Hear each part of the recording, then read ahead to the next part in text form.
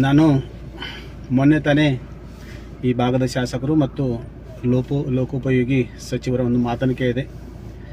ಯಾರಾದರೂ ಮುಖ್ಯಮಂತ್ರಿ ಆಗೋರಿದ್ದರೆ ಈಗಲೇ ಆಗಿದ್ರಿ, ಯಾಕಂದರೆ 2028ಕ್ಕೆ ನಾನು ಆಗ್ತೀನಿ ಅಂತ ಹೇಳಿದ್ದನ್ನು ಕೇಳಿದ್ದೀನಿ. ನಾ ಇದಕ್ಕೆ ಪ್ರತಿಯಾಗಿ ಅವ್ರಿಗೆ ಹೇಳಕ್ಕೆ ಇಷ್ಟಪಡ್ತೀನಿ.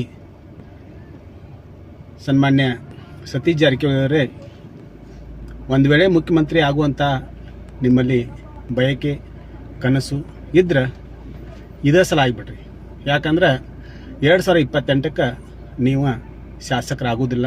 ಯಾಕಂದ್ರೆ ಯಮಕನಮಡಿ ಮತಕ್ಷೇತ್ರ ಜನತೆ ನಿಮ್ಮನ್ನು ಸೋಲಿಸ್ತಾರೆ ಮತ್ತು ಆ ಪ್ರತಿಜ್ಞೆಯನ್ನು ಈಗಾಗಲೇ ಮಾಡಿ ಆಗೈತಿ. ಅದಕ್ಕೆ ನೆನಪಿಸ್ತೀನಿ ನಾನು, ಯಾಕಂದರೆ ಮರ್ತಿದ್ದೀರ ಕಾಣಿಸ್ತಿದೆ.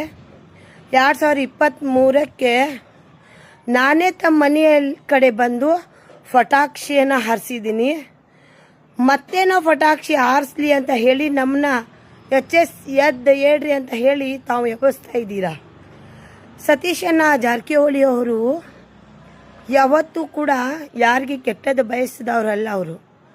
ಅವ್ರಿಗೆ ಸಾಹುಕಾರ ಅಂತ ಯಾಕಂತಾರ ತಮಗೆ ಗೊತ್ತಿದೆಯಾ? ನೀವು ಹೇಳ್ತಾ ಇದ್ದೀರಾ ನೀವು ಮಾಜಿ ಆಗ್ತೀರಾ ಅಂತ.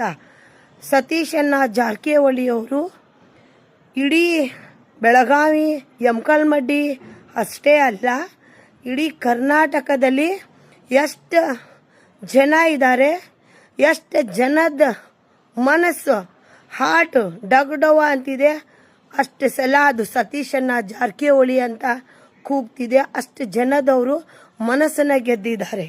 ಸೋಲಿಲ್ಲದ ಸರ್ದಾರ ಅವರು. ಯಾಕಪ್ಪ ಅಂತಂದ್ರೆ ಇವರು 3 ಬಾರಿ ಸೋತು ಸುಣ್ಣಾಗ್ಯಾರ. ಈ 4ನೇ ಬಾರಿ ರೆಡಿ ಆಗಬೇಕು ಆ ಪ್ರಶ್ನೆ ಏನು ಬೇರೆ ಇಲ್ಲ. ಈಗಾಗಲೇ ಮತದಾರರು, ಯಮಕನಮಡಿ ಮತಕ್ಷೇತ್ರದ ಮತದಾರರು ಕ್ಷೇತ್ರದಾಗ ಬರದೆ, ಸತೀಶಣ್ಣ ಜಾರಕಿಹೊಳಿ ಅವರು ಕ್ಷೇತ್ರದಾಗ ಬರದೆ ಅವರನ್ನ ಆಯ್ಕೆ ಮಾಡಿ ಕೊಟ್ಟಂತ ಉದಾಹರಣೆಗಳನ್ನು ಅವ್ರು ನೋಡಿದಾರ ಆಲ್ರೆಡಿ. ಈಗೇನು ಹೊಸದಲ್ಲ.